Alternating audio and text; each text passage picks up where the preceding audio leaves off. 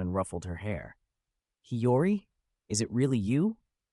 Marco and the others clustered nearby, surprised but smiling. When Odin had joined the Whitebeard pirates, he'd brought his wife Toki with him, and Hiyori had been born and raised among them. They had watched her grow, and none of them had expected to see her here now. Marco's smile faded into puzzlement. Hiyori, why are you here? Are you with the Beast's pirates? After Odin left the Whitebeard fleet, contact had slowly faded. They hadn't known that after returning to Wano, Odin had fought Kaido and Orochi. All they had heard in the end was the grim news of his defeat and death. The details were unclear, but Kaido's hand seemed involved. Now Hiyori met them with a serious face. I'm Kane's partner now. She emphasized the word partner. Whitebeard nodded, as if he understood. He glanced toward Kane, then looked back at Hiyori with a grave softness. If you ever get into trouble, don't follow your father's example. You belong to our family, too. That's right, Marco agreed. The other officers who had known Odin all nodded. Among the crowd, a man in an elaborate entertainer's kimono, disguised but unmistakably Aizo, was crying openly. He choked on his words with shame. Princess Hiyori, your servant failed. I should have returned to Wano in time to help my lord. Hiyori gently took a handkerchief and wiped his tears away. Then, to lift the sorrow, she grinned like a girl showing off new toys. She drew the two great swords at her waist for them to see. Look, I tamed Enma. And this, Butsumitama, this great sword Kane helped me get. I'm a pretty good swordsman now, too. As the battlefield slowly turned into a warm family reunion, Queen stared, jaw slack. Komurasaki, no, Kazuki Hiyori knows Whitebeard? Didn't you know? Kane shrugged. Kazuki Odin used to sail with the Whitebeard and Roger fleets. Kane's gaze swept casually across the varied Whitebeard crew. It lingered on a rugged, burly, honest-looking middle-aged man in the crowd, Davy D. Teach, the future Blackbeard. At this moment, he was contentedly staying with the Whitebeard pirates, playing the part of a simple, honest sailor, giving no sign of the self-interested warlord he would one day become. Perhaps that careful disguise was part of why the Teach name went unnoticed for so long. Memories of rocks and later events flicked through Kane's mind. He withdrew his look with a small, rueful thought. Teach, laughing with the others, suddenly shivered for no obvious reason. "What's wrong?" Thatch, a cheerful man in a chef's hat beside him, asked. "Feeling a chill?" "Nothing. Maybe the sea breeze is stronger than I thought." Teach scratched the back of his head and put on his harmless, easy smile again. At the Beast's Pirates' temporary camp, the post-war noise had turned from battle chaos to a different bustle. The cooks set up huge grills and lit roaring flames to roast slabs of meat. Hot fat hissed into the fire, and the savory aroma steadied the nerves of exhausted pirates. After such intense fighting, what they needed most was meat and sake. Kane, Yamato, and the corps officers sat around the largest grill and devoured hot steaks with hungry hands. The food refueled their tired bodies. "Boss Kaido, our losses aren't small this time." Queen frowned as he handed over a preliminary casualty report. Of 8,000 pirates, over 1,000 had been killed outright. A dozen headliners were gone, 23 of the 50 beast-type officers had fallen, and even 2 numbers with tough hides were lost. The numbers were grim. The one silver lining was that no major cadres had died. The Beast's pirates' core fighting strength remained intact and could be rebuilt. Kaido listened while gulping sake. His face was dark, his battle had been interrupted, and he was not in a good mood. While the Beast pirates recovered, the retreating marine fleet at sea was also urgently assessing the sudden, massive engagement. On the marine flagship, a small, high-level meeting was in session. Sengoku, Kuzan, Aoki, Garp, and Tsuru conferred over a den mushi. "The general course and outcome are roughly as follows," Sengoku summarized, then opened the floor. "Thoughts?" Overall, the Red Hair crew took a heavier hit. Aokiji was the first to speak, reclining but calm. "Still, that's not a crippling blow. Their core, the captain, Red Hair Shanks, remains." Sengoku and the others nodded. In this era, an individual of top-tier power could outweigh an entire crew. As long as the captain remained, a pirate crew wasn't finished. Aokiji's tone shifted. "We need to focus elsewhere." He pointed at a wanted poster spread on the table. All eyes turned to it. The man in the poster looked a little disheveled, but still wore a confident, hearty smile. "Heavenly Disaster Kane," Tsuru said through the den mushi after a moment's silence. "He showed up in the Beast's Pirates about 3 years ago and climbed the ranks astonishingly fast, becoming one of their highest all-stars. His debut fight had him dispatch 3 high officials of the Charlotte family, Oven, Daifuku, and Snack, changing that battle's tide," Kuzan continued. "Back then, he could be handled by Borsalino. Now, 3 years later, he can stand toe-to-toe with Ben Beckman, someone reputed to be comparable to Red Hair. Shank's strength is plain to see. If not for intervention by our forces, the Whitebeard crew and the Charlotte family, Kane, left unchecked, would have changed the entire course of the battle." Kuzan's concern was clear. "His power has increased too fast. We must keep a closer eye on him." Tsuru added a more unsettling point, "And his devil fruit hasn't even awakened yet." At mention of his ability, Aokiji looked to Sengoku. "Sengoku, what exactly is Kane's power?" The green dragon in the Encyclopedia of Devil Fruits didn't match any known entry. Sengoku shook his head. "All we can confirm, he has a terrifying ability to trigger multiple large-scale natural phenomena. Heavenly Disaster is not an exaggeration. Over those 3 brutal days, the variety and scale of techniques Kane exhibited had been outrageous even to Sengoku. Summoning meteors, releasing shockwaves, controlling flames, wielding ice, calling storms, drawing lightning, manipulating earth and rock, and that monstrous physique. He seemed to do what Kaido could, and more. If his devil fruit ever fully awakened, Sengoku refused to imagine the result. The Marines needed to strengthen surveillance and intelligence on Heavenly Disaster Kane and the Beast Pirates immediately. Meanwhile, the Whitebeard and Red Hair crews had fully withdrawn to the Moby Dick. Shanks had settled his remaining men and looked tired but not broken. "Thank you for this time," he said quietly. He hadn't expected a contingency plan to become the thing that saved so many of his people. Without Whitebeard's timely arrival, half his crew might have been left on Chagos Island. Whitebeard's voice rumbled back. "This is the first and last time I'll help you without conditions, so what will you do next?" Shanks smiled, the casual air not covering the steel beneath. "I'll strengthen my crew and look for the chance to strike back." Such resolve didn't surprise Whitebeard. Without it, Shanks wouldn't be where he was. The Beast pirates finished their short rest and set off again. The war that had caught the world's attention closed, for now. But the aftershocks would ripple everywhere. Morgans, who had been at the front to gather material and stream the event, had tried to secure an exclusive interview with Kaido. But once he landed, Kaido's grim presence had driven him away. "Little brother Kane, I'll send your cut soon. I'm off." Morgans shouted hurriedly to Kane, then bolted to his hot air balloon and rose away at full speed. With his exclusive evaporated, he had to prepare the news. This was big. Even before Kane reached Wano, the latest world economy news awaited him. The headlines screamed, as always, for effect. Shocking. Is he the next pirate king? Kane rolled his eyes at the sensationalism, but couldn't help reading. Morgan's article stuck to the facts, albeit in a dramatic tone. It described the opening clash between Kaido and Shanks, but devoted most space to Kane's confrontation with Ben Beckman. Morgan's Flair labeled the Red Hair crew as an emperor force and proclaimed the New World had entered the Four Emperors era. Tucked with the paper was a thick wanted poster bundle. Queen laughed uproariously, holding his own poster, 1.32 billion berries.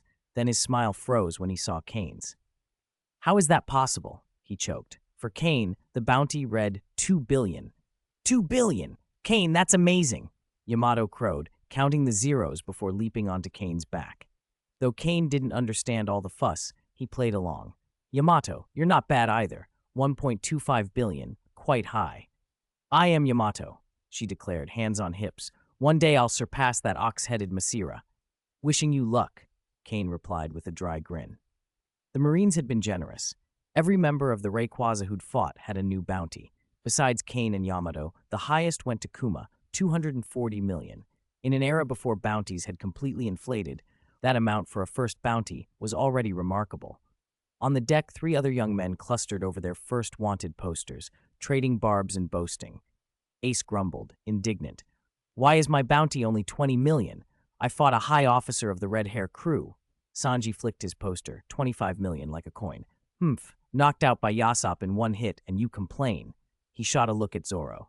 "Be grateful. Mosshead only has 18 million. Zoro, face flat, crumpled his poster into a ball and tossed it away. His bounty was the lowest, and he didn't like it. He turned toward the training ground. Damn him. He'd have to train harder. "Hey, wait for us!" Ace and Sanji called, and both followed at once. The 3 figures dove back into their brutal, relentless training.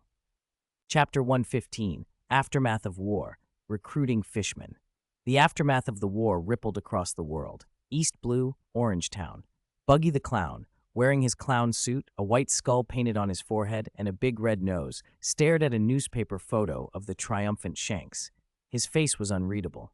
"Shanks, you actually climbed that high?" he muttered, more bitter than surprised. Grand Line, the Devil's Triangle. In a gloomy castle, Jekko Moriah ground his teeth in fury and crumpled his newspaper into a ball. "Damn Kaido. His strength keeps skyrocketing? Just wait. Once I gather enough powerful shadows, I'll resurrect the legendary demon Ors." He glared at the mountain-like corpse shrouded in fog outside the window, his eyes glittering with madness and ambition. Kuragana Island. Mihawk sat with perfect poise on a luxurious sofa, a glass of red wine in hand, and the freshly printed paper on the coffee table. His hawk-like gaze read the reports about Shanks and Kane. He murmured, a hint of excitement in his voice, "Shanks, Kane, you've both gotten stronger." Sabaudi Archipelago, Shaki's bar. "The era of the 4 emperors? That kid Shanks really did it," Rayleigh said, looking at the paper with a sigh that was equal parts awe and lament. He raised a hand. "Shaki, give me the strongest flaming whiskey. Today, I'll properly celebrate Shanks becoming an emperor of the sea." Shaki, formerly the most beautiful woman in the world, now the bar owner, slapped his hand away and narrowed her eyes behind a smile. "Don't even think about using this as an excuse to drink for free." When do you plan to settle your last tab? Aha! Don't be so particular, Shaki. Rayleigh grinned sheepishly. Once I sell myself at the human auction house, I'll have money to pay. White Soil Island, Baltigo, Revolutionary Army Headquarters. In this secret base that the world government could never find, Sabo, wearing a top hat with short blonde hair and a large burn scar across his face, stared at a newly posted wanted poster. The picture showed a smiling young man in an orange cowboy hat. Tears slid silently down Sabo's cheeks and dropped onto the paper. Ace, you really went to sea and became a pirate, he whispered. Calm Belt, Nine Snake Island. In her luxurious chambers, Boa Hancock clutched a velvet quilt and blushed so fiercely she looked abnormal. Her long, pale legs were wrapped around the blanket like a python as she gazed dreamily at Kane's slightly blurred but undeniably imposing profile in the paper and sighed, half-moaned. Lord Kane, you're too handsome. I can hardly breathe. Marineford, recruit training camp. Luffy, dressed in marine uniform, stared enviously at Ace's arrogant grin on a wanted poster. Ah! I want to go to sea and become a pirate too. Thud! A pale, hard fist slammed onto his head. Ow! Luffy clutched his skull and squatted, a bright red lump already swelling. Ain stood with her hands on her hips, scolding. You're a marine now. Pirates are your sworn enemies. Get those dangerous thoughts out of your head. No, Luffy covered his head, and despite the pain, retorted stubbornly. I still want to be a pirate. If you want that so badly, come with me. I'll show you what real pirates are like. A deep, authoritative voice interrupted. Both turned as a burly man with short, spiky purple hair approached. His right arm gleamed with a cold, metallic prosthetic. Teacher Zephyr, are you going out to sea? Ain snapped to attention and saluted, though her eyes worriedly flicked to the metal arm. No need to worry, Ain. Zephyr flexed the metal fingers and said coldly, This trip is a good chance to test the prosthetic the scientist just installed for me. Wow, so cool. Luffy was instantly captivated. He swarmed Zephyr and poked at the arm with wide-eyed curiosity. Luffy, don't be rude, Ain scolded, rubbing her forehead in exasperation. Zephyr didn't seem offended, his storm-weathered eyes fixed on Luffy. You kept saying you wanted to be a pirate. I'll take you to sea myself. I'll let you see with your own eyes what the real ocean and real pirates are like. Zephyr had watched this crooked sapling Garp had brought up. Luffy's nature was simple, kind, and bent toward absolute freedom. Zephyr wanted to show him that true freedom wasn't the reckless lawlessness of those who plundered and killed. A floating island, a sky above the sea. Golden Lion Shiki, his long golden hair cascading like a mane, the ship's rudder embedded in his skull like a peculiar crest, read the World Economic Journal with covetous eyes. Such powerful beasts, he muttered. The newspaper said the beast army Kaido used was fiercer than the ones Shiki had boosted with intelligence drugs. If I gave them IQ enhancements, forget the small East Blue, I could turn the entire Grand Line upside down. He pictured the chaos with a grin. Red Line, Mary Gioi's, Room of Authority. The Gorosei sat in a chamber grim as iron. Didn't Vegapunk insist the artificial devil fruit project failed? Saint Nisjuro, the wavering financial god of war, frowned as he read the intelligence report showing a pink little dragon human locked in fierce combat. Saint Mars, the environmental god of war, snorted. Even the world's greatest scientist is starting to make his own schemes. Saint Saturn, the science defense god of war, turned and addressed Saint Saturn oddly in the original, but the meaning was clear. Saturn, you understand scientific tech the most. Go to Punk Hazard and remind Vegapunk of his responsibilities. Also, restart the research into artificial devil fruits. Facts now suggest it isn't a doomed project. Saturn nodded slowly and accepted the task. He looked to the others and added in a low voice. One more thing. The Beast's pirates' overall strength in that battle exceeded expectations. The faces of the 5 Gorosei darkened. They'd always kept track of red-haired Shanks and knew his crew was Emperor level. That was why the Beast pirates nearly annihilating the red hair pirates shocked them. Worse, the Beasts hadn't even used their full force. At least a third of their elite remained in Wano. Saint Nisjuro wiped his sword clean. Could they become the next Rocks? Saint Warcurry said coldly, compared to Rocks, maybe not yet, but we cannot let Kaido's strength keep expanding unchecked. The Rocks pirates had taught them a painful lesson. No matter how small the chance, the world government would never tolerate the rise of another monstrous pirate crew. Then begin restricting the beast's pirates, Saint Shepherd, the agricultural god of war, said. Start with that heavenly disaster, Kane. Wano Country, flower capital. A Den Mushi chirped. The Gorosei want me to drive a wedge between you and Kaido. They're offering a generous price. Kane propped his feet on his desk, sank into the chair, and smiled lazily. What sort of price? Tell me how much the world government thinks I'm worth. A legitimate post as one of the 7 warlords of the sea, Stussy replied on the line, plus recognition as the ruling king of a world government-affiliated nation. Kane chuckled. So they think I'm only worth what they once gave Doflamingo? That's cheap. It was true, the Gorosei had offered the same kind of carrot that had once bought Doflamingo. For someone like the future Loki, they might have offered celestial dragon rank. Kane bristled. He felt insulted. But he also had to weigh the realities. If the beast's pirates kept their colossal structure, they'd be the most conspicuous target for the world government and marines, and even the other emperors might seize an opportunity to weaken or carve them up. He was still too weak. He could almost feel the brink of an awakening, but Whitebeard's sudden arrival had stopped the battle that might have pushed him through. He hung up and pulled Robin, who was tidily organizing papers nearby, into his arms. This is sexual harassment, Lord Kane, she teased, her face flushing as she felt the pressed weight. Kane buried his face in her chest, taking in her floral scent, and chuckled. It's your duty as a secretary. Robin snorted, then worriedly asked, Lord Kane, are we going to split from the beast's pirates? What do you think?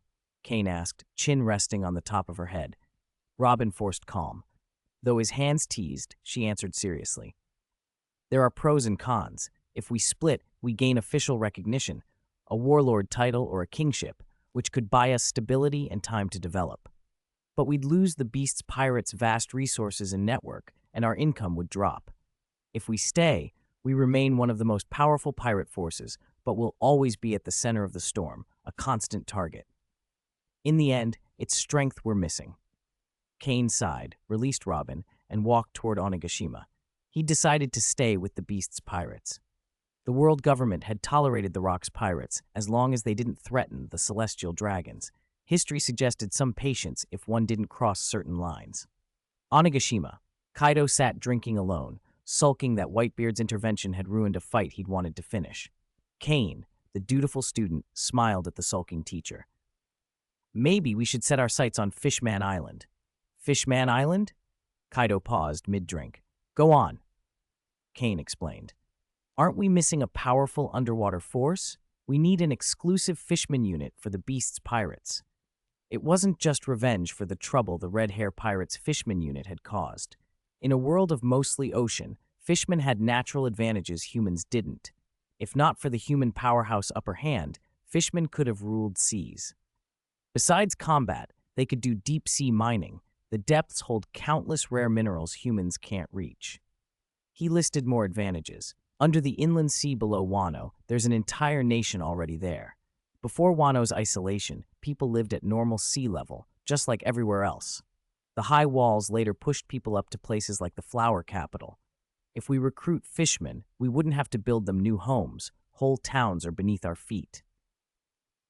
King, calm as ever, interjected, You forgot the most important issue. What's that? Kane asked. Fishman Island is Whitebeard's territory, King said. If we seize it, we start a war with Whitebeard. In the short term, we can't handle the pressure of a full-scale war with another emperor, Kane admitted. Then he leaned forward. But what if we don't take the territory? We just take the people. If fishmen voluntarily join the beast's pirates, Whitebeard would have no pretext to declare war.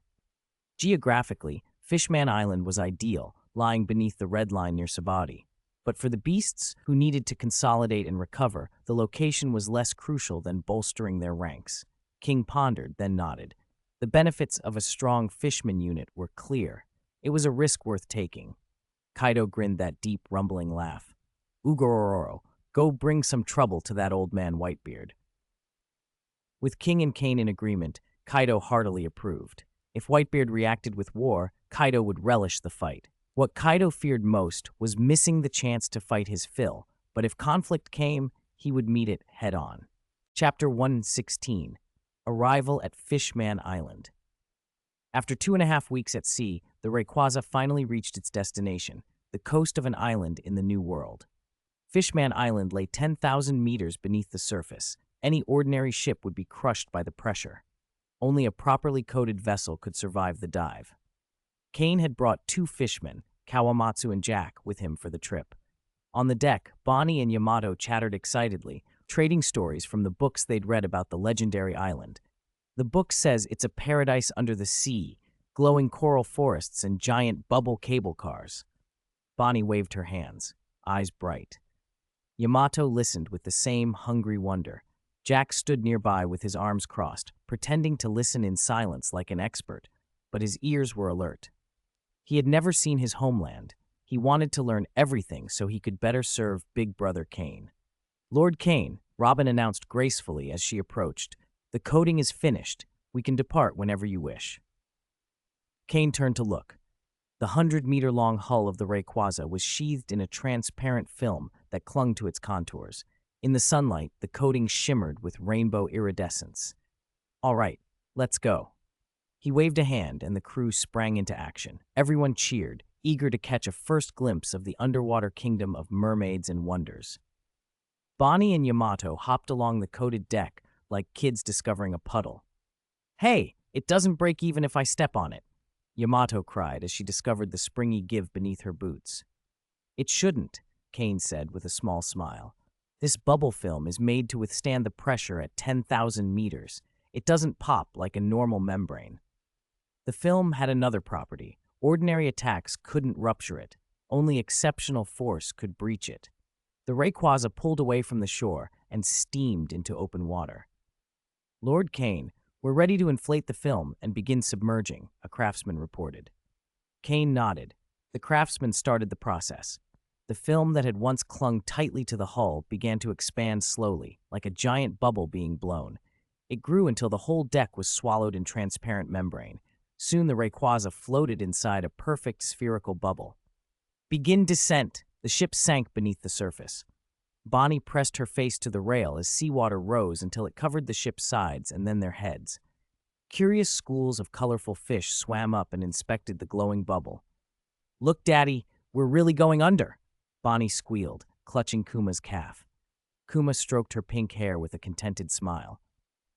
Joining the beast's pirates had meant his daughter could travel with the crew and see the things they'd only read about come to life.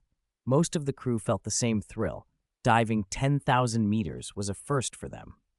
Jack and Kawamatsu, fishermen who had spent their lives on land, were especially excited to see their homeland at last. As they sank deeper, the world grew darker. Sunlight faded and the water turned into a black, endless void. Kane remembered the oppressive loneliness of submarine duty from another life. The sensation of being swallowed by silence and darkness sat heavy in the chest. Even the fearless like Ace, Zoro, and Sanji drew closer to one another. Violet, however, visibly winced. She had been using her Glareberry's ability to sense their surroundings, but the blackness only intensified the burden.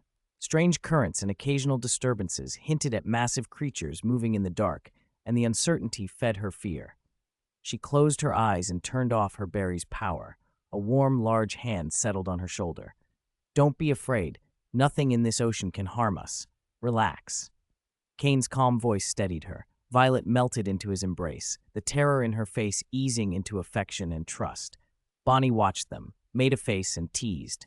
"Sister Violet, shame on you. Bonnie's not scared." "Of course not.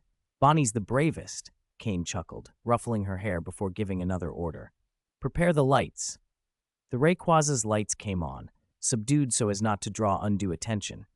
They illuminated only a small perimeter, just enough to make out hands in front of faces.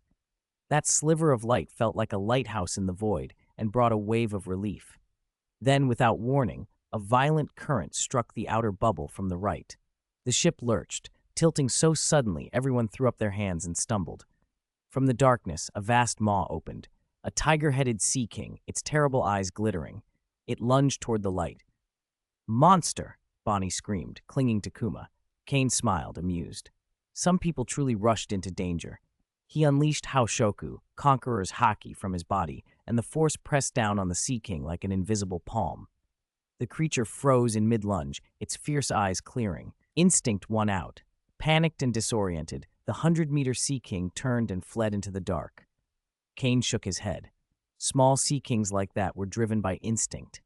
Only the vast, ancient ones, thousands of meters long, had enough sense to avoid ships. As they continued on, a few more small beasts were drawn by the light, but a display of haki sent them fleeing every time. When the Rayquaza approached the enormous underwater cavern beneath the red line, the sea fauna seemed to disappear, as if by agreement. Further on, a faint warm glow began to appear in the black water. As they got closer, the light became brighter, and a dreamlike island emerged. Fishman Island, a pearl cradled inside a huge double-layered bubble of its own. "Wow, it's actually daylight!" Bonnie cheered, clutching the railing. "That's the Sun Tree Eve," Robin explained. Its crown absorbs sunlight and transmits it down the trunk to its roots deep in the sea. The roots give off a sun-like light, and they also generate the air that fills Fishman Island. Without the Sun Tree Eve, the island couldn't exist. Yamato looked up, awestruck. What an incredible tree! The Rayquaza glided toward the island's outermost barrier, a vast bubble that encased Fishman Island. That barrier was the island's primary defense. If a ship tried to force its way through without authorization, the bubble would dissolve the ship's coating the moment it passed through. The vessel would fall into the air layer between the two bubbles and smash to pieces. Even survivors would then face the crushing seawater, a fate no ordinary ship could survive. Kane had no intention of forcing anything. He steered the Rayquaza toward the official gate. A short queue had already formed. Merchant vessels and even a pirate ship waited for inspection. Fishman soldiers in disciplined ranks guarded the entrance, checking each incoming ship. "Drive the ship straight through," Kane ordered. The guards were outraged. "Stop! That ship! No cutting in line!" A pirate captain in the queue exploded in anger, but his first mate covered his mouth and hissed, "Captain, stop! Look at their flag!" "It's the Beast's pirates," the mate said, voice trembling. The captain's bravado drained away. He went pale and shrank back. The men who had been shouting at the Rayquaza fell silent as well, swallowing hard. The Beast pirates were not to be challenged. The squad leader of the fishmen, panic rising in his voice, shouted, "Quick! Send word to Ryugu Palace. Inform King Neptune." Someone raced back to the island to fetch help, while the remaining guards rode out on Sea Kings to intercept the Rayquaza. Though terrified, they forced themselves to ask Kane his intentions. "Cooperation?" The squad leader blurted, then, seeing there was no room to object, offered to escort them inside. It was safer to cooperate than to provoke a conflict. With the fishmen providing an escort and the other ships backing aside, the Rayquaza passed through without delay. After sliding through a long tunnel, the interior of Fishman Island opened up before them. "So beautiful," Kozuki Hiyori breathed. Above them was a sky of blue and drifting white clouds. The warmth came from the Sun Tree Eve. Buildings made of coral and decorated with shells rose along giant reefs. Many structures sat half-submerged in the clear water, allowing mermaids and fishmen to move freely between sea and air. Transparent waterways crisscrossed above the surface, where mermaids glided like living jewels. At the port, the sudden arrival of the Beast's pirates caused a commotion. Screams echoed through the streets. "The Beast's pirates are attacking! They're going to take Fishman Island! Everyone run!" Kane ignored the panicked cries. In the distance, he could already see Ryugu Palace looming. A dense mass of figures rushed down a waterway toward the port, and at their head strode an enormous, regal fishman, wearing a golden crown and wielding a massive trident. King Neptune, Lord of Fishman Island. Chapter 117, The Death of Queen Otohime, Fishman District. "Calamity Kane, what are you doing on Fishman Island?" King Neptune bellowed from the back of a whale, crown gleaming. "This is Whitebeard's territory. Do you intend to start a war with the Whitebeard pirates?" The fishman soldiers around him, weapons at the ready, looked alarmed but still aimed their arms at Kane's party. That was unexpectedly bold. Kane met Neptune's glare with a lazy smirk. "No need to be so tense, Neptune. I'm here to talk about cooperation." "Cooperation?" Neptune's brow furrowed. Kane let his gaze slide briefly toward a shadow hidden among the coral before returning to the king and delivering a shocking line.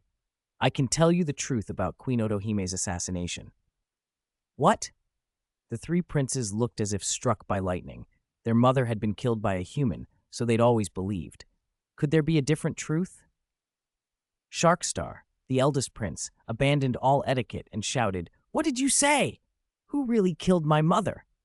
Kane didn't answer immediately. He surveyed the tense soldiers and the anxious faces with effortless calm. Shall we discuss this inside? Is this how Fishman Island treats its guests? Neptune's massive chest heaved. He stared hard at Kane, weighing his words and his intent. After a long pause, he lowered his trident and gave a formal, if stiff, bow. I apologize for the rashness.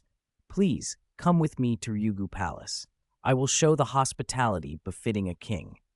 Kane, accompanied by Yamato, Robin, and other corps members, boarded a sea beast carriage and passed through the air bubbles of Fishman Island toward Ryugu Palace, which crowned the island like a grand citadel.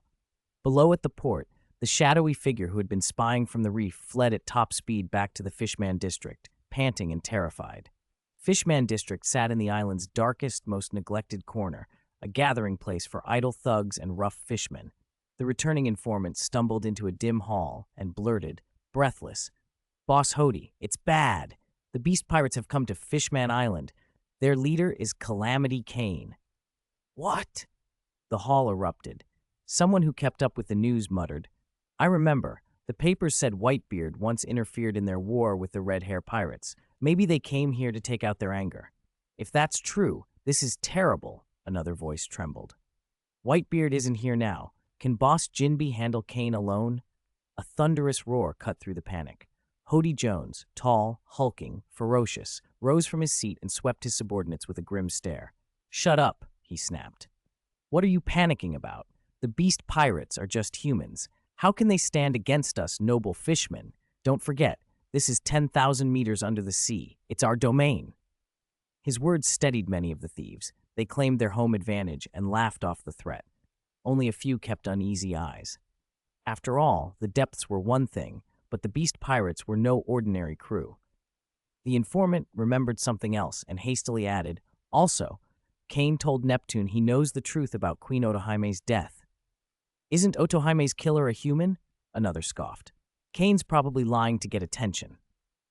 Most dismissed it casually. Hody's expression, however, grew hard and cold. Ryugu Palace drifted inside its own giant bubble. After slipping beneath the reef mantle of air, Kane's party entered the palace's majestic halls. "Look," Yamato pointed up excitedly at a towering dragon sculpture perched on the palace peak. "That looks like Hiyori's beast form." Kane gave Yamato an eyebrow. The statue did resemble the azure dragon some knew of, design and bearing eerily similar. According to Vegapunk, devil fruits are born from people's wishes, embodiments of their desire for change. Perhaps the azure dragon fruit sprang from the hopes of fishmen and merfolk. Formally received by Neptune, they were led into the grand main hall. There, Kane spotted Jinbe, a whale shark fishman with wind-swept brows and a broad, imposing presence. Jinbe's voice carried weight as he asked, "Calamity Kane, this is far. What is your purpose?" Neptune, a little flustered, relayed Kane's offer of cooperation and his claim about Otohime. Jinbe listened, his face unreadable. He had been present the day Queen Otohime died and had led the arrest of the human assassin. At the time, the scene had left him with nagging doubts he'd suppressed out of grief and respect for the queen's dying wish. The palace banquet was in full swing. Long tables groaned under a bounty of the island's freshest seafood, perfectly cooked deep-sea fish and delicacies no mainlander could taste. Notably, Neptune and the merfolk did not have fish dishes before them. In their place were shells and seaweeds. Merfolk do not eat fish, regarding them as companions, so their ability to communicate with fish remains common among them and rare among fishmen. Sea beasts, however, are not classified as fish and do not affect a fishman's ability to befriend them. Across the table, Jinbe and high officials observed while mermaid dancers twirled in the center of the hall, their tails catching a soft, pearlescent light. Sanji looked as though he'd died and gone to heaven. "Welcome, honored guests who traveled so far to visit Fishman Island," Neptune said, raising his cup. "Thank you. Kane replied with a polite smile, raising his glass. His demeanor relaxed the king some. Neptune, disinclined to speak of Otohime's death in front of guests, instead urged them to enjoy the feast. Kane and his party ate with quiet appreciation. The fish's fat melted luxuriously, the unique sweetness of the deep sea bursting on the tongue. The desserts were sublime, silky custards with perfectly bitter caramel and a savory sweet bread filled with popping deep-sea caviar. Kane's expression said it all, impressed and satisfied. Neptune breathed a little easier. After such courtesy, he hoped Kane would not make trouble. Even with Whitebeard's territory nominally protecting the island, the Emperor was far away, and opportunistic pirates were always a danger. If this were any ordinary crew, Jinbei and he could handle it, but Calamity Kane was different. Watching Kane finish his meal, Prince Sharkstar could no longer restrain himself.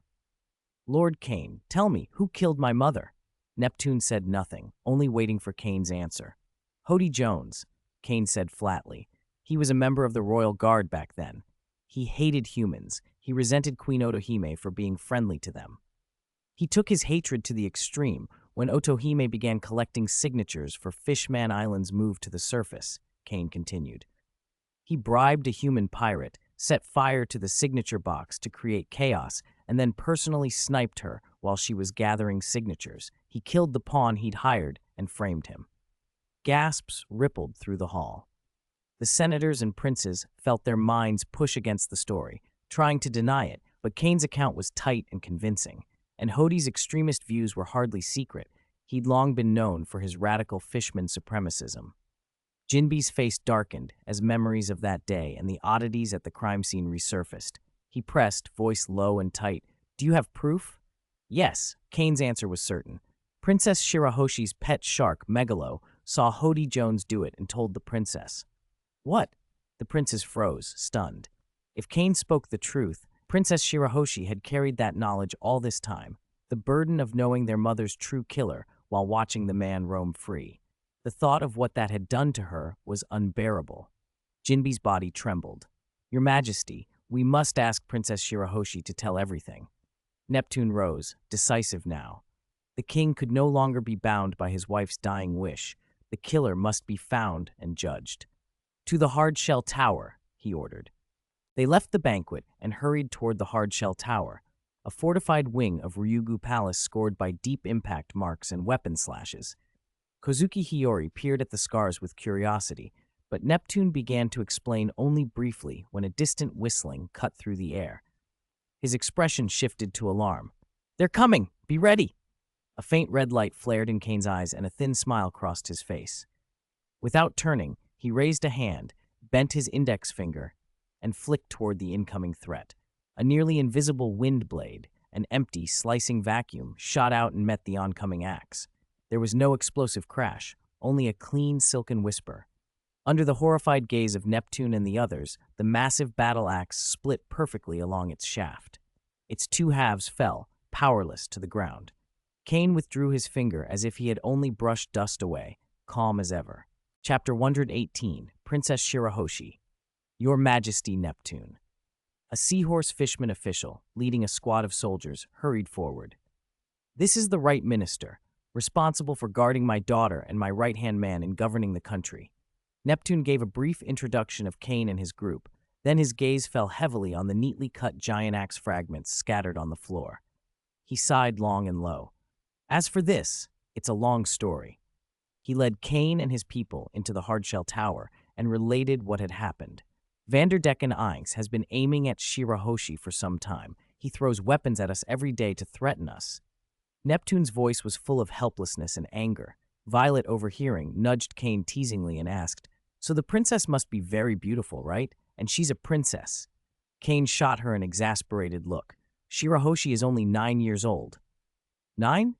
Yamato, Kozuki Hiyori, and the others were stunned. To target a 9-year-old girl. That's disgusting. What a pervert. Their faces flushed with contempt and anger. Yamato even rolled up her sleeves on the spot, offering to go take Vanderdecken Ing out herself. Kozuki Hiyori and the others didn't speak, but their eyes showed approval. Neptune brightened for a moment, then said dejectedly, "Even Lord Whitebeard wanted to kill Vanderdecken Ing after hearing about Shirahoshi, but he's too cunning. He hides in the deep sea. His location is untraceable. Jinbei nodded. Even he had once hunted for Vanderdecken Ninth. The deep's vast, and Vanderdecken Nine didn't need a fixed position to throw his weapons, so tracing him was nearly impossible. In the end, they could only put out a bounty. Kane shrugged and suggested, maybe we could ask Hody Jones. Two villains might have ways to contact each other. He knew the hope was slim. If someone truly wanted to hide, who could find them down in the deep sea? As they spoke, Kane's group entered the hardshell tower. The room was enormous and decorated like something out of a fairy tale, yet warm and homey. In the center lay an enormous soft bed. On it lay a young mermaid with an astonishingly large frame for her age, a pink tail, and long pink hair. Nearby, a shark wearing clothes labeled prisoner clumsily paddled about, doing its best to cheer her up. Children born of mixed fishman and merfolk ancestry do not always inherit a predictable form. Their racial traits are drawn from the many fish genes in their lineage. It's almost like rolling for a character in a game. Sometimes a rare ancient gene appears that grants incredible abilities, rivaling an ordinary animal-type devil fruit. At the sound of movement at the door, the adorable young mermaid princess turned her head. Her pink eyes lit up. "Father! Brothers, you're here!" she cried. But when she saw Kane's group, she visibly froze. Panic flickered across her small face, and she clutched the covers, shrinking back. If her father and brothers hadn't been there, she might have dove under the quilt in fright. Neptune hurried forward a few steps and gently comforted his daughter with his large hand. Then he turned to Megalo, the shark at the bed, and spoke sternly. "Megalo, I command you in the name of the king of Fishman Island, you must answer my questions truthfully, without evasion." Cold sweat beaded on Megalo's brow. It nodded nervously, showing complete obedience. Neptune took a steadying breath and asked slowly, "Queen Otohime, were you there the day she died? Did you see who the murderer really was?" Megalo stiffened. It glanced at Shirahoshi, conflicted, but under Neptune's gaze it told the truth. "Hody Jones." Neptune's face went first ashen, then crimson. He slammed his trident into the floor. The princes and officials who could understand Fishman language grew grim. Their chests heaved. Queen Otohime had died 3 years ago, and many present had witnessed that day. Thinking now of how Hody Jones had worn a righteous mask then made them sick. Jinbei ground his teeth, furious. How could this old man not have seen Hody Jones's ambition back then? How could such a beast have harmed Queen Otohime, so kind and pure? Neptune forced himself to speak calmly.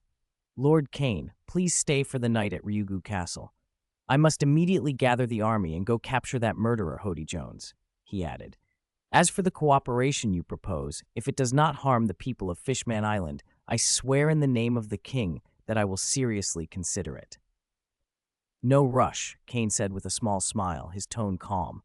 "It's not too late to decide after I explain the details." Neptune frowned but gestured for him to continue. Kane was concise. "The Beast's pirates want to recruit groups of merfolk and fishmen in order to bring them to Wano. They'll work for us. We'll protect and compensate them." Jinbei's brow knit. "Are you recruiting slaves?" "Of course not." Kane's answer was unusually direct. "If I wanted slaves, I wouldn't bother with formal negotiations. Kidnapping or raiding would be more pirate-like and far simpler. I need fishman's strength, and I can give you what you need most, protection and opportunity. It's mutually beneficial." He explained further. Forcing fishmen into slavery was a foolish, inefficient approach. The cost of governing them would outweigh any gains. A willing, paid workforce was far more valuable. Jinbei pressed, "Exactly what would you have the fishmen and merfolk do?" "2 things," Kane said frankly. "First, form a special combat unit of elite fishman warriors for underwater operations and special missions. Second, organize a professional deep-sea mining team to extract rare minerals that lie far beneath the waves, places ordinary humans can't reach." Those demands were specific and not unreasonable. Jinbei relaxed a little. Kane's openness put him at ease. If it really was like this, discussion might be possible. But how to confirm Kane's sincerity? At that moment, a soft, sweet voice spoke from the bed. Shirahoshi, cheeks flushed, had gathered her courage and said, "What he said is true." "Princess Shirahoshi?" Jinbei sounded surprised. Kane smiled. "Did she inherit her mother's? That's incredible." Jinbei's eyes widened as he realized. Queen Otohime had possessed a rare, innate ability, an acute perception of others' emotions and moral character, and, through deep feeling, the capacity to influence and move them. It was almost like mass persuasion. If Shirahoshi had inherited that power, it explained a lot. "Accept their offer, Neptune," Kane urged, spreading his arms. "Think of Queen Otohime's dream. She wanted Fishman Island's children to feel the sunlight, breathe the open air, and run free on the vast land. Not be confined forever beneath the deep sea, surviving only by the grace of the sun tree Eve." Neptune fell silent. He had never fully agreed with his wife's romantic idealism. He knew how treacherous the human world could be. Fishmen are naturally far stronger than humans, but humans had monsters among them that could crush even a fishman powerhouse. Yet, if an emperor-level power like Kane could truly guarantee safety, everything changed. The mere declaration of protection by the Whitebeard pirates had once cut the number of slave traders preying on merfolk and fishmen by more than half. Neptune's resolve hardened. "I agree," he said, looking Kane in the eye. "But you must guarantee that all recruited fishmen and merfolk leave only of their own free will. No coercion whatsoever. If even one of my people is taken against their will, I'll mobilize all of Fishman Island to stop you." "You have my word." Kane answered without hesitation, confident. "And don't worry about treatment. In the Beast's Pirates, strength is everything. The stronger you are, the greater your role, your stage, and the respect you receive." He turned to his two lieutenants, Jack, Kawamatsu. The two men stepped forward, making a point of showing their fishman traits to Neptune. Kane introduced them. "They're both senior members of the Beast's Pirates, my companions. This is how the Beasts treat strength." "I understand," Neptune inhaled deeply. "I will, in the name of the king, allow open and voluntary recruitment on Fishman Island." This might be a rare chance for Fishman Island to step into the sunlight. He knew many islanders still feared the outside world, but the longing for sunlight and open land was in their blood. Queen Otohime's dream had always spoken to that. "Since it's settled, let's go to the Fishman District now." Kane smiled. "The Fishman District?" Neptune hesitated. "That used to be our district for orphans, but without proper management and education, it's become a den of thugs. Recruiting there may be difficult." Kane burst into laughter. "Good. I want them to be fierce." The Beast's pirates were still pirates. Only the ruthless lasted in their ranks. Neptune understood. They left Shirahoshi in the safety of the hardshell tower and boarded royal ships drawn by giant sea beasts, heading to the Fishman District on the island's outskirts. On the way, Neptune felt obliged to warn Kane again. "Because humans long persecuted and enslaved us, most of Fishman Island hates humans, especially in the Fishman District. In recent years, Hody Jones's extremist ideas infected many there. A lot of them are Fishman supremacists." "I still have some influence in the Fishman District," Jinbei said quietly. "I can help." "Then thank you," Kane replied, nodding. "I don't care about the numbers in this first group. What's important is to set an example." With a population of 5 million, there had to be some who would go willingly. Half an hour later, they arrived. The Fishman District had swelled into a sprawling, chaotic quarter, a place of cramped, run-down buildings where fishmen gathered. Compared to the gentle beauty around Ryugu Castle, this area looked dangerous and dilapidated. Neptune stood on the back of a massive whale and called out, his voice carried by Den Den Mushi to every corner of the district. "People of the Fishman District, hear me. Beside me is Lord Kane of the Beast's Pirates. He—" "What? They're talking to us? And they're coming here?" Hody Jones had received the news and was furious. Fishmen throughout the district began to gather in twos and threes, eyeing Kane and his party with mixed expressions. Chapter 119. Hody Jones die. "The Beast's Pirates are recruiting? Is that true? I'm joining. Once I'm with the Beasts, who'll dare bully me anymore?" "Don't be fooled. They're humans, always up to something. They'll trick us into going out to sea and sell us as slaves." "Get out. We need no human charity. Big Brother Hody protects us." Two utterly opposed ideologies clashed loudly over Fishman District, filling the air with shouts and insults. From above, Kane watched the chaos below and nodded slightly. A surprisingly large number of fishmen were willing or even eager to go to sea for a chance to change their lives with the backing of outsiders. The number was greater than he'd expected. Kane dropped lightly into the center of the plaza, instantly drawing every eye. Yamato and the others followed close behind. The fishmen who wanted to join swarmed forward frantically. "Lord Kane, take me! I'll do anything! Let me on board!" Their cries provoked fierce resentment from the other camp. "Traitors, you want to be human dogs? We fishmen are supreme!" The extremists who believed in fishman supremacy glared at those willing to betray their race. Insults escalated into shoving. King Neptune bellowed, trying to restore order. The hooligans just sneered and continued shouting, ignoring their king. Neptune's face reddened with embarrassment. He knew his authority in the district was weak, but not this weak. At that moment, Jinbei stepped forward. "Quiet!" The tall whale shark fishman didn't need to do anything dramatic. He took a single step, and the crowd gradually silenced. Jinbei's prestige here was unquestionable. Fortunately, Neptune was tolerant. A stricter ruler might have tried to silence Jinbei. As the plaza quieted, a thunder of footsteps and cocky voices sounded in the distance. Hody Jones appeared, leading a group of armed, fierce-looking fishmen storming in. "Big Brother Hody!"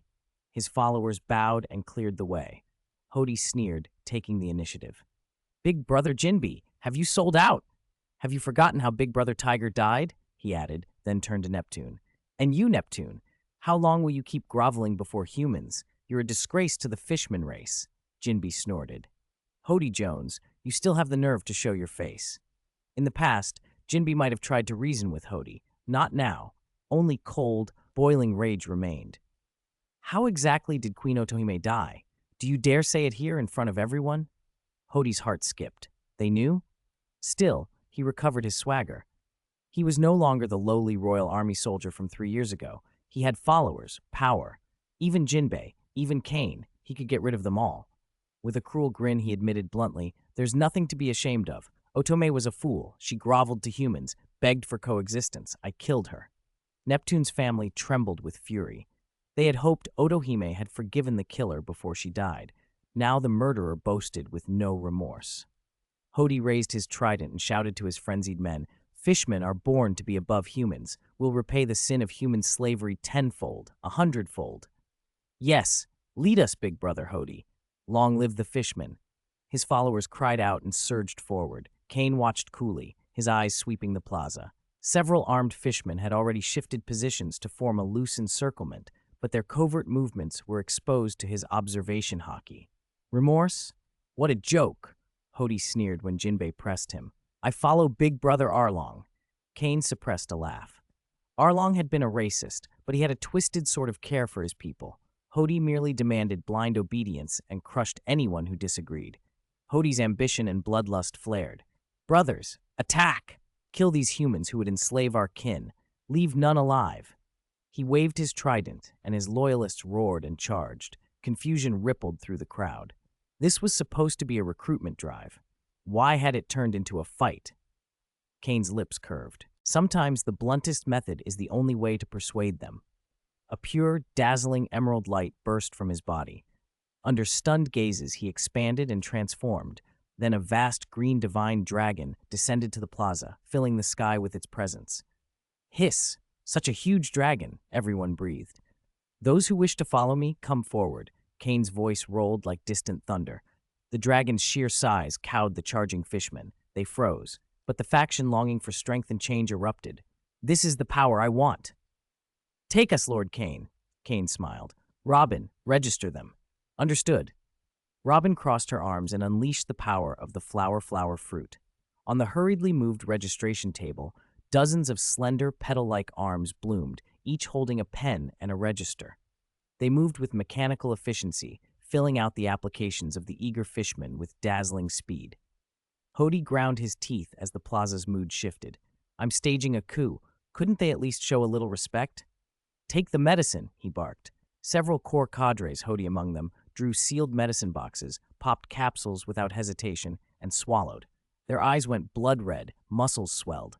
"No," King Neptune shouted, aghast. "That's a dangerous drug. One pill can double their strength." He finally realized who had stolen the potent medicine from the Tamadabako 3 years ago. But despite Neptune's alarm, Kane and his crew barely flinched. The 3 children even smiled. "Mere cannon fodder," Jack said, arms crossed. No matter how many times they boost themselves, they're no match for Big Brother Kane. Yamato, usually eager for battle, looked bored. They're too weak, she said, glancing toward the large ship outside with more interest than the fighters in front of her. Speed had already arrived with a team from the ship to help maintain order and registration. Robin couldn't have handled it all alone. Jinbe reassured Neptune quietly. Don't worry, Hody and his men won't cause any real trouble. They don't know what Calamity Kane can do. The green dragon in the sky finished the sentence for him, speaking two low words like a chant. Thunderbolt! Hody and his followers hadn't even felt the rush of their enhanced strength when countless bolts of lightning, thick as buckets, struck them squarely. Blinding electricity enveloped them. There was a crack of thunder and then silence. One after another, Hody and the drug cotters fell where they stood, charred black, smoldering lumps of charcoal. They died instantly, without struggle. Their pills, their ambition, they were jokes before absolute power. Big Brother Hody.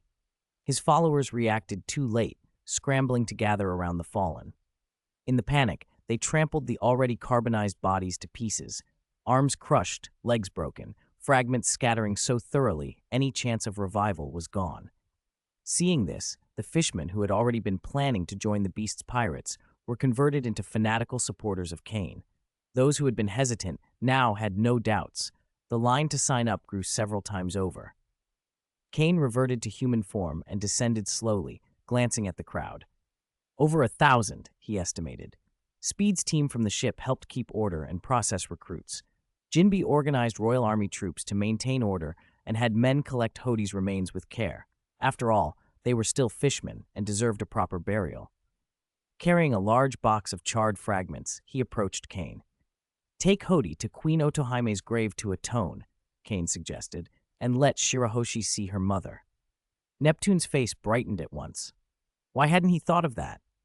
Thank you, Lord Kane. I'll return to Ryugu Palace now and take Shirahoshi to the Sea Forest.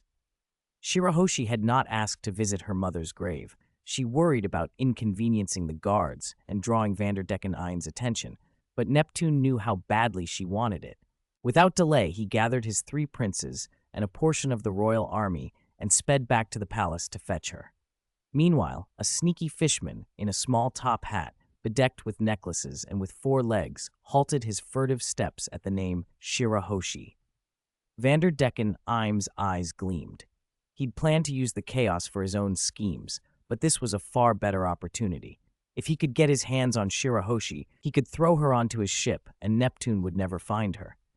He rubbed his hands like a pest, licking his lips at the thought. An hour later, at Sea Forest, soft light filtered down through the roots of Eve, the sunlight tree, and the layers of seawater, dappling the tranquil place. The area, northeast of Fishman District, had become known as the Ship Graveyard because currents had carried many wrecks here. It was also the peaceful cemetery where Fishman Island buried its dead, where Queen Otohime rested. Thank you for your suggestion, Big Brother Kane. I finally get to visit Mother. Shirahoshi is so happy, the mermaid girl cried, tears flowing freely. The 3 princes standing beside her bowed their heads in sorrow and self-reproach. Their sister had been forced to hide in the hardshell tower because they had been unable to drive off Vanderdecken Einc. Even a simple wish, visiting their mother's grave, had been denied them. Chapter 120, Joy Boy's Apology Letter. Vanderdecken Einc, die. Princess Shirahoshi skipped along behind her family as they made their way to Queen Otohime's grave. Hidden in the shadows, Vanderdecken Einc began to put his mad plan into motion. He crept up to a giant coral tree, wrapped his webbed hand around a thick branch, and yanked. Crack. A massive chunk of coral, big enough to require several people to embrace, split free and crashed to the seabed. He hoisted the chunk, feigned casualness, and hurled it forward. The coral did something strange. As if it had a will of its own, it altered course midair and streaked toward the sea forest. Vanderdecken Einc leaped onto it, letting the flying coral carry him like a bizarre glider. Take me to my beloved, he screamed, arms spread wide. Shirahoshi, I'm coming. On the other side of the sea forest, Neptune's family had finished their memorial at Queen Otohime's resting place. Kane had led a few companions to a quieter grove where an enormous, weathered square stone stood amid dappled shade and the wreckage of ruined ships. Dark green moss clung to its edges, and its face was carved with dense, ancient glyphs. This is a poneglyph. Robin's pupils shrank, and her breath hitched. She hurried over, trembling with excitement, and ran her fingers over the cold, rough surface. That's the surprise I mentioned, Kane said with a faint smile. He had known about the stone and considered it the perfect gift for Robin, far more precious than gold or jewels. I know this place, Yamato added, eyes bright. Roger and Odin came here. It's in the diary. Robin frowned. But according to the diary, there should be 2 poneglyphs here. Where's the other one? No one knows who took it. Its whereabouts are unknown, Kane said, regret shadowing his face. The missing stone was one of the 4 red road poneglyphs needed to find Laughtail. Finding it would be like holding all the coordinates at once. 2 others were already accounted for. Kane mentally cursed the vagueness of Odin's diary entries. Why had Odin only hinted at the burned scar man? But for the moment, there was no need to rush to Laughtail. That Roger guy was here too?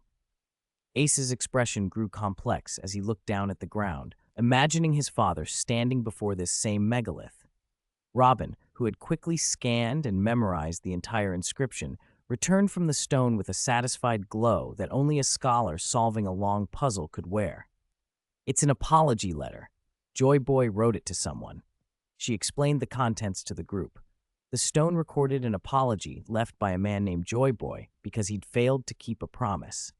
It revealed little about Joy Boy himself and didn't say who the promise was made to. Yamato suddenly raised a hand like a student confident in the answer. It's in Odin's diary. Robin blinked in surprise. The idea of Yamato citing scholarship seemed so out of character. Yamato grinned. He guessed that Joy Boy and the mermaid princess of that time had an unusual relationship. Maybe the promise was between them. Kozuki Hiyori twitched. Odin's diary had always been wild. Kane snorted inwardly. Who writes a proper diary anyway? Robin pressed for more. What else did Odin write? About Joy Boy, about the promise. What else? Yamato thought a moment. He said that someday someone would inherit Joy Boy's will. That person, with the mermaid princess of the new era, would complete the promise Joy Boy couldn't fulfill. That's all Odin wrote about Fishman Island. In truth, Odin had recorded much of history but ripped out the crucial pages. He only hinted that the answers to the Void Century, the D-Clan, and the ancient weapons were in Laughtail. Otherwise, he'd been frustratingly cryptic. Robin sighed. Who exactly was Joy Boy? What was that unfulfilled promise? Why don't you ask me? Kane said, smiling mysteriously. Robin's eyes widened. Lord Kane, you know about Joy Boy? A pang of professional jealousy flashed through her. How could a working archaeologist not know this when everyone else seemed to? Kane's calm explanation stunned them. Joy Boy was active about 800 years ago during the Void Century. He's said to have been the world's first pirate. The first pirate? The revelation hit like thunder. The mere connection to the Void Century, history the world government had erased, was explosive. Joy Boy promised something to the mermaid princess of his time, Kane continued. What exactly, I can't say for certain, but it likely involved bringing Fishman Island and its people up from 10,000 meters deep to live on the surface, under sunlight. Who did he fight in that war? Robin asked. Kane shook his head. It's not the right time to say. He was careful not to reveal truths that would point to Emu's existence. They groaned at the cliffhanger, but Kane offered another tidbit. Joy Boy is tied to your line, Kuma. To me, Kuma blinked, confused at first, then listened. Joy Boy is sun god Nika, the symbol of liberation and freedom in your buccaneer family's stories. During that war, 800 years ago, your ancestors likely fought at his side. Bonnie's eyes lit up. The legend of Nika had been a beacon during her illness. To hear it confirmed felt uplifting. Robin watched Kane with a mix of curiosity and suspicion. He had revealed things others rarely did. Otohaime's real killer, the poneglyph's location, and he seemed to know more than he should. Robin felt an urge to dig deeper into him, but Kane merely signaled that it was time to move on. They rejoined Neptune's family, who had just finished their memorial, when a coarse voice shattered the solemn air. Little baby Shirahoshi, I've come to marry you. Vanderdecken Eing hovered above, absurdly theatrical, peering down at Princess Shirahoshi and rubbing his hands with glee. He believed that if he could touch her, he could drag her away to his ship. Kane's head turned at the sound. A red glint flickered in his eyes, and his mouth curved as if he'd foreseen something entertaining. Shirahoshi's timid voice floated up. But, I don't like you." Vanderdecken Im's grin froze. Color seemed to drain from his face. How can you not like me?" he snarled, fury and possessiveness erupting. He pulled a handful of throwing knives from his clothes and flung them blindly toward her. The blades, guided by his curse, twisted in the water like living things and sped for Shirahoshi. "Ah!" The princess shut her eyes and trembled. Despicable, attacking a little girl. Jinbei roared, stepping in front of Shirahoshi with the classic stance of fishman karate. He blasted droplets of water from his palm. Each drop struck a knife and knocked it harmlessly aside with a ringing clink. "Vanderdecken Ings, you dare show your face. You won't leave today." Neptune bellowed, both horrified and relieved to see the monster who'd haunted his daughter for years finally revealed. Vanderdecken Ings sobered. He knew he couldn't beat so many people in a straight fight. Slapping the coral beneath him, he redirected it and tried to flee Fishman Island at blistering speed. "He's escaping!" Jinbei shouted. Perched atop the speeding coral, Vanderdecken Ing put his hands on his hips and laughed back at them. "You didn't expect this, did you? It's my escape route. You can't catch me." His triumphant laughter died as a soft chuckle, edged with amusement, whispered behind him. "Then, did you expect my arrival?" He turned slowly. "Ah!" A ripple of panic ran through him. Someone had appeared at his side silently, nearly nose to nose with him. A powerful hand closed on his neck. The world tilted, the coral and trees blurred. When Vanderdecken Ing could see again, burly men stood around him. He dropped to his knees and begged, tears and snot streaming. "I was wrong. Spare my life. I'll never bother you again." He tried to plead to Shirahoshi as well. Seeing him broken, the kind-hearted princess murmured, "Father, Uncle Jinbei, maybe we should let him go." A flash of triumph lit Vanderdecken Im's eyes. If Shirahoshi interceded, he might be saved. Neptune and Jinbei frowned. Letting him go was impossible, but killing him in front of the princess would scar her. While they hesitated, Vanderdecken Im's scream cut the air. "Hey, what are you doing?" He was clinging desperately to a strong arm, struggling. His strength was nothing against Kane. With casual force, Kane lifted Vanderdecken Ing and brought him before Shirahoshi. "If I spare your life this time," Kane asked, voice level, "what will you do next?" "I'll turn over a new leaf. I'll change and contribute to Fishman Island." Vanderdecken Ing lied with all the theatrical fervor he could muster, secretly thinking Kane a fool for asking. In his performance, he missed the look forming on Shirahoshi's face. "You're lying." Shirahoshi's brows knit, and she spoke softly but firmly. "Brother Kane, he's still cursing you in his heart." "Eh!" Vanderdecken Ing sputtered. He was shocked and began to wriggle again. Kane's expression darkened. A sudden crushing force pinched Vanderdecken Ing's neck. A sharp snap echoed, bone-cracking. The man who had been squirming and pleading went rigid. His eyes bulged and lifeless. His legs kicked weakly, then slackened. Kane released him without emotion. Vanderdecken Ing's body slumped to the seafloor. He would receive no mercy. For a revolting enemy like Vanderdecken Ing, Kane had no taste for second chances.